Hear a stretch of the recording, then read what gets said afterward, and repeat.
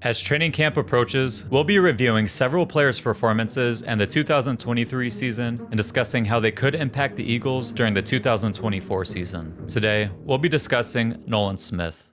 Next up in our series, we're going to be talking about Nolan Smith. Nolan was one of the fan favorites coming out of the draft last season, and for great reason. Uber athletic, he had, I think, the fastest 40 time ever for someone that weighed as much as he did. You look at his personality, it's just infectious. He seems like a guy that is truly committed. His teammates love him. But when you look back at his rookie season, it was a tough rookie season, but ultimately I think it's something that isn't totally unexpected. He came into the season as a player that really did need some time. I think there's a reason why a guy with his athleticism kind of fell to the end of the first round, especially at a premier position like edge rusher. He was a guy that needed a little bit of work. If you look at his snap shares compared to the 6 other edge rushers taken in the first round of the 2023 draft, he was second lowest in total snaps. So he didn't play a ton, and part of that is because of Georgia's rotation. Now, another thing that affected his development early in his career, Georgia ran a ton of either creeper or simulated pressures where you look like you're blitzing, but you end up dropping one of your edge rushers into coverage, or that you ran a ton of stunts. So the amount of like pure one-on-one pass rush attempts that Nolan Smith had coming out of college was pretty low. And then you look at how he played in the NFL this past year, and you can really see that on film. We'll go through some of his numbers. His pressure rate was 117th out of the top 150 edge rushers in 2023. His pass rush win rate was 142nd. His real pressure rate was 148th, and his pass rush score was 144th. Those are not pretty numbers from a first-round edge rusher. Now, when you go through and look at his pressures and just kind of isolate those, almost every single one of his pressures that he had came from an unblocked look, or it was a cleanup pressure where someone else got the pressure and then he's kind of filling in and chasing down the quarterback, which is kind of who he was as a player coming out. High motor player, so he gets those type of plays. But I think I counted one time where he actually won with a move. His pass rush game plan is just very, very raw still. His game plan really confused me on what they were trying to do. He was trying to use like a lot of power moves, and he's an undersized, super athletic edge rusher. He should have been using more swipes and chops and trying to capture the edge, but it seemed like they wanted him to use a lot of long arm moves, a lot of bull rushes. I don't know if this was the coaching staff or just who he was as a player, but going into next season, I really hope we see more of those, cross chops. I hope we see him use some stutter steps or some Euro steps to try and set up the edge. I also think he could develop a nasty ghost technique, which I've covered in the past. But going into next year, we'll have to see how he jumps. I expect him to get better, but I'm cautiously optimistic at this point in time. But Eric, what are your thoughts? Yeah, so I think why people were enamored with him coming out of the draft is because he ran that insanely fast 40 time as a defensive end. And then the first thing you look at is like, okay, I have this small framed defensive end who's insanely fast. They must be a total liability in the run game. And then it's like, wait, no, this guy's actually really good in the run game. So you're like, okay, he's a first rounder. But what I think got discounted is his pass rush game plan, as you said, is non-existent. So he is definitely a enigmatic player given his frame, athleticism, but that mixed with his skill set is something you rarely see. So one of the other things is there are some medical red flags. Now, he had a torn pec in 2022, and this is completely speculative on my part, but then he had an injury to his shoulder in the preseason, which caused him to miss like several practices, and then he got another shoulder injury later in the season against the Seahawks. So my speculative part is like, if you have an injury to the pec, it's maybe like offloading some of that strain into the shoulder. Now I have to fact check to make sure they're on the same side, but that I have heard through the grapevine that could have affected his play somewhat, and if that's fully healed, then that bodes well. Although you doubt that he would use more of a power set of pass rush moves if that was the case, compared to utilizing one of his unique gifts, which is really good speed and burst. One thing I was a little bit curious about is what do you think about his bend around the edge? So I think that's one of the reasons he ended up going as high as he did was because of it's not just that he is fast in a straight line. He's got really good bend around the edge, and which is why I think a ghost technique is something that should be in his bag.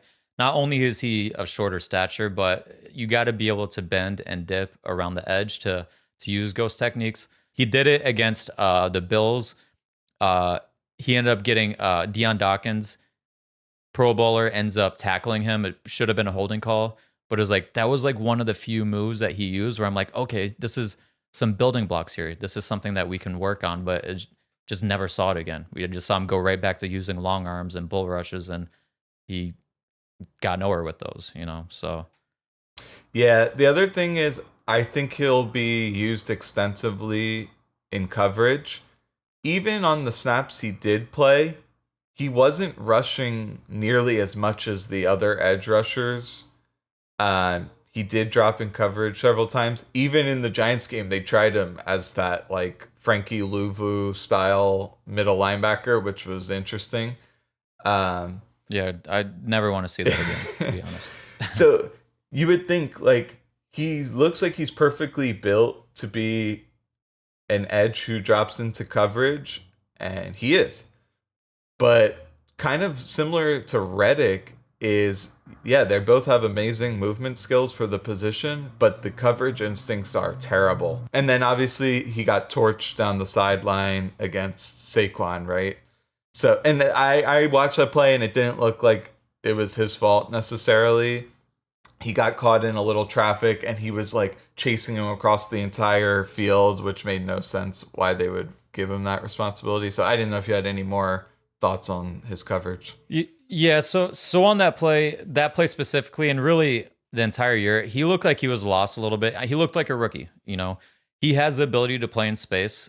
You saw that show up a number of times last year. Like they would throw a quick screen out to the sideline, and he'd be over there pretty much every time. Like he's quick in space. He can make plays in space, but it's like I just feel like he was a little bit lost last year. I think the coaching really did fail him.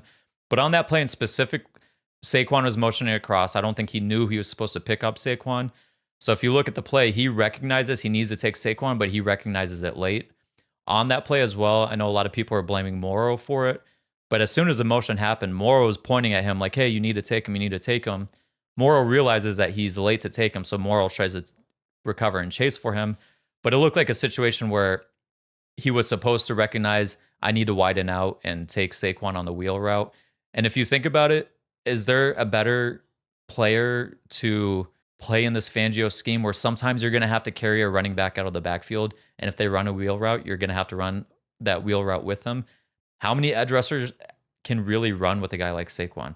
I think Nolan Smith is one of the very few players that, I mean, in a foot race can keep up with Saquon. I mean, I think he ran a faster 40 time. Now, more goes into coverage than just your 40 time, but athletic wise, he's a guy that should be able to, like, you think about when you're thinking about different chess pieces to move around and ways to match up with an offense. It's like that's a chess piece that can really help open up other things for your defense. But we got to get him to that point where he's understanding and recognizing, hey, I need to take that guy's emotions across so that I'm not out leveraged. Because that's what happened. He got beat down the sideline because he was severely out leveraged when he once he finally did recognize it. Just to jump back a little bit, in terms of, you mentioned that, you know, he was a good run defender in college, and I thought that was what he was best at in the NFL. You look at some of his numbers, he's never going to be like I don't think he's ever going to be a guy that's, you know, a top tier run defender where he's making a ton of plays. His run stop rate last season was 116th out of 150. That was actually second out of the Eagles edge rushers last year. The Georgia defense was really built, especially their front, was built on stopping the run. They really wanted their front four to stop the run. And you can tell he plays with good technique against the run, whether he's taking on a tackle. He's usually a guy he struggles to hold his ground against them, but he does it enough where he's playable doing that. But when he sees a puller, it's like game on. He puts his head down and just runs straight into them, which is, I'm actually a little worried for him. There's a number of times where he just like spears people with his head down, and he's going to get, first of all, concussions or potentially a neck issue if he doesn't fix some of that stuff. But the thing is, he has that dog inside of him where he sees a guy that's 100 pounds heavier than him. He's not backing down. That's part of the reason why fans love him. I mean, he's got that intensity. He's got that, like, you can tell if he figures it all out, he can be a fan favorite. Now, if we go back and look at history, how do rookies that kind of struggle their first year, how do they pan out in the future? And I'm not going to lie, doesn't look good. There's not a whole lot of examples where guys have rookie seasons as bad as his and then turn it around. But there's a few examples. Van Ginkel, very similar numbers to Nolan, his rookie year. And then we saw him really turn it on later in his career, and especially last season with Fangio. Boye Mafe for the Seahawks, he had a tough rookie year. He really came on this past year. So there's some examples of guys that can really get it together. And the thing about Nolan is he's an athletic outlier. There's not a lot of people with his blend of burst, his top end speed, his acceleration to pair with he's a loose and fluid athlete. He's can bend at the top of his rush. Obviously, he's a little smaller, but listen, we saw with Reddick, you can be a smaller edge rusher and still be an impact player in the league. I think there's a space for him. I think there's a path for him to become a better player. I think some people will look at and say, oh, well, he only played very few snaps last season. Part of that is there's just good players ahead of him. I think another part of that too is sometimes you have to, good players are going to find their way on the field, and he just wasn't there at that point in time next season. So he should presumably get more snaps this upcoming season. I don't think it's a guarantee he's for sure going to get a lot more snaps. I think he still has to earn his way.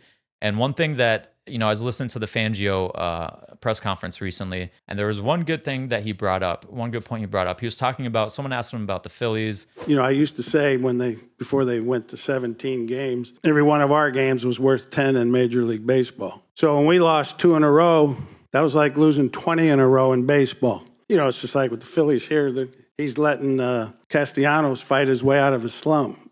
You can't do that here. But if Nolan Smith doesn't improve enough where he can overtake some, at least Brandon Graham. Football's not a game where you can just sit there and be like, oh, we're going to let this guy figure it out. We're going to keep throwing him out there and playing more snaps and let him figure it out. You have a limited amount of time. You have to get your best guys on the field, and who's going to help you win. And this isn't a tanking team or a rebuilding team. This is a team with Super Bowl aspirations. 1 game or 2 games could be the difference between home field advantage in the playoffs. It could be the difference between a wild card. Could be the difference between missing the playoffs altogether. So while I do think he will play more snaps and hope he takes that next step, we have to see it on the field.